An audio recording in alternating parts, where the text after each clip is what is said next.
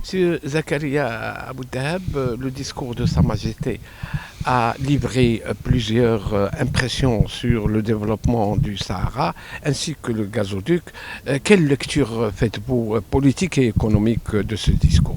C'est un discours avec une tonalité particulière, une sorte de feuille de route qui s'inscrit dans la cohérence de discours précédents qui mettait en valeur et soulignait la nécessité d'abord d'engager un grand djihad, ce qu'appelle Sa Majesté le grand djihad, développement tous azimuts, multidirectionnel, multidimensionnel, qui sert aussi le citoyen, des investissements avec une connotation sociale qui en même temps, ces investissements établissent le lien ou la jonction entre l'interne et l'international.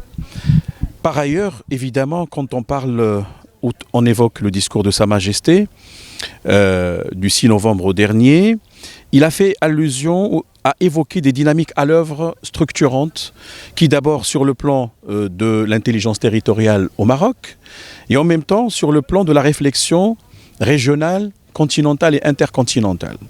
Évidemment, le grand projet du gazoduc aujourd'hui acté et engagé va certainement refonder, si vous voulez, un peu la physionomie de l'Afrique de l'Ouest. Parce que d'abord, on parle des États membres de la CEDEAO, la communauté économique des États de l'Afrique de l'Ouest, qui compte 15 pays. Bon, la Mauritanie n'est plus membre de ce groupement à partir de 2000, mais aujourd'hui, je pense que ce pays est en voie de retour.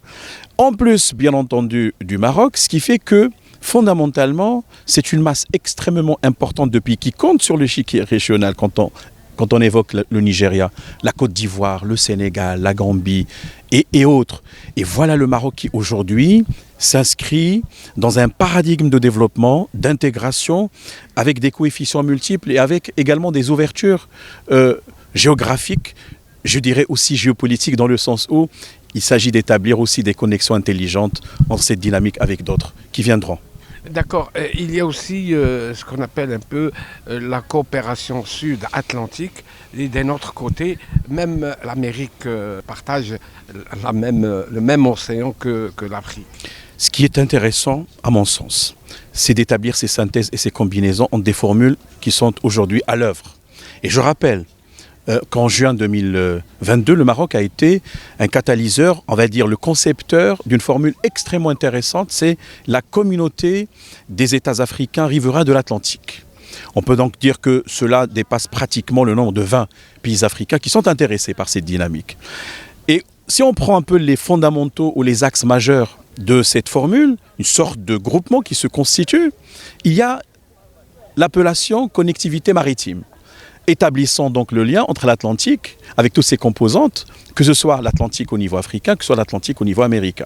Il faut voir donc qu'il s'agit là de forces globales qui, à mon sens, vont, on va dire, aplanir les difficultés sur le plan de la navigation maritime. Ça donne au Maroc davantage de fenêtres d'opportunités, non seulement sur l'Amérique latine, avec des pays qui comptent sur l'échiquier régional, comme le Brésil, comme l'Argentine, comme le Chili, et nous avons des liens très importants avec beaucoup de pays, mais également d'autres pays qui sont dans une espèce de constellation.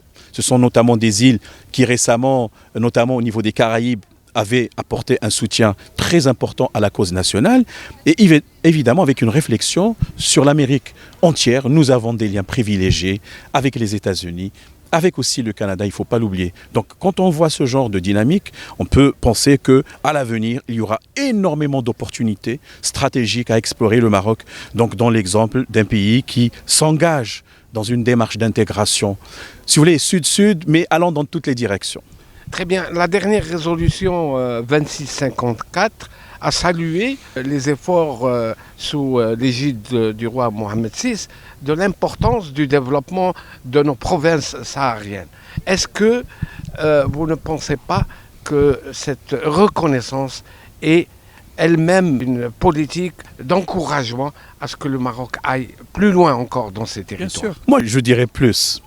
L'ONU, parce qu'elle est prisonnière d'une logique un peu formalisante ou formaliste, ne veut pas, si vous voulez, un peu sortir d'une certaine trajectoire, parce qu'elle est, on va dire, plus ou moins, elle a les mains un peu ligotées sur le plan des formules juridiques. Mais au fond, fondamentalement, quand on parle du droit international, on parle non seulement de la lettre, mais aussi de l'esprit. L'esprit des résolutions des Nations Unies qui s'adresse au Maroc, c'est en fait, vous avez raison. Et on savait que, plus ou moins, il y avait une erreur à rectifier aujourd'hui. Et on le voit sur le terrain. Maintenant, le Maroc, évidemment, ne se contente pas de paroles ou de dire, mais il joint l'utile à l'agréable. Sur le terrain, il est crédible. Quand les Nations Unies disent que les efforts du Maroc sont crédibles et sérieux, crédibles aussi par rapport non seulement à la formule du plan marocain d'autonomie, droits de l'homme, état de droit, mais également à l'effectivité sur le terrain et au développement, dont les indices sont là et témoignent même que la région ou les régions du Sud devancent les autres régions en la matière et ont un coefficient qui est même continental. Si vous prenez l'attractivité économique du droit, eh bien, on peut évaluer aujourd'hui cette prouesse, si vous voulez, ou ces réalisations allant de plusieurs critères. Donc, au final, si vous voulez, il ne reste tout simplement qu'à acter définitivement cette reconnaissance pour aller explorer d'autres horizons bénéfiques pour tout le continent.